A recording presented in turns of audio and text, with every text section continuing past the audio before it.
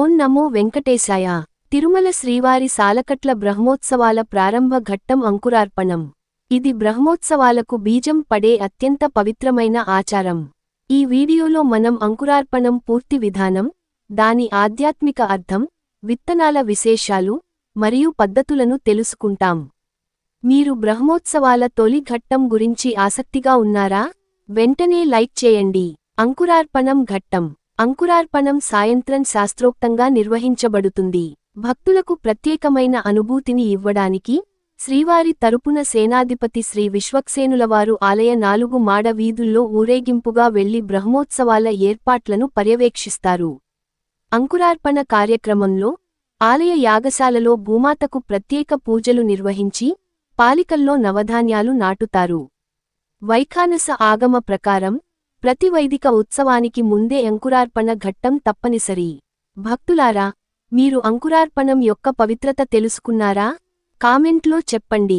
సూర్యాస్తమయం తర్వాతే ఘట్టం. అంకురార్పణం సూర్యాస్తమయం తరువాతే నిర్వహించబడుతుంది. జ్యోతిష శాస్త్రం ప్రకారం చంద్రుడు సస్యకారక అని పిలవబడే కారణంగా పగటివేళ విత్తనాలను మొలకెత్తించడం తగదు.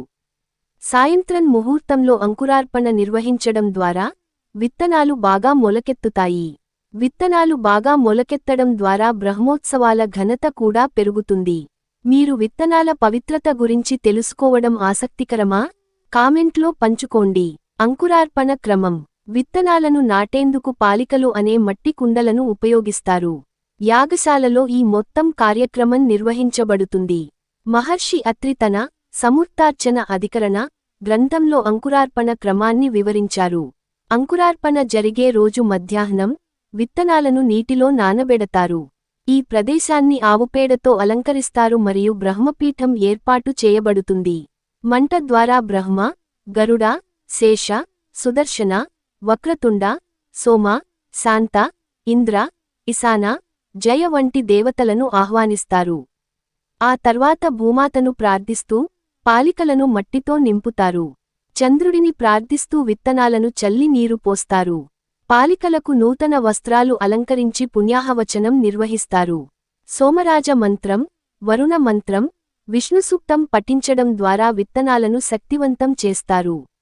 ఈ కార్యక్రమం ప్రతిరోజూ కొద్దిగా నీరు పోసే పద్ధతిలో వేదమంత్రోచ్చరణ మరియు మంగళవాయిద్యాల మధ్య కొనసాగుతుంది. ఈ పవిత్ర ఆచారాన్ని మీరు ఆసక్తిగా అనుసరించాలనుకుంటున్నారా? లైక్ మరియు షేర్ చేయండి. సహకారులు మరియు అధికారులు. ఈ కార్యక్రమంలో టీటీడీ చైర్మన్, ఈవో, అదనపు ఈవో మరియు ఇతర అధికారులు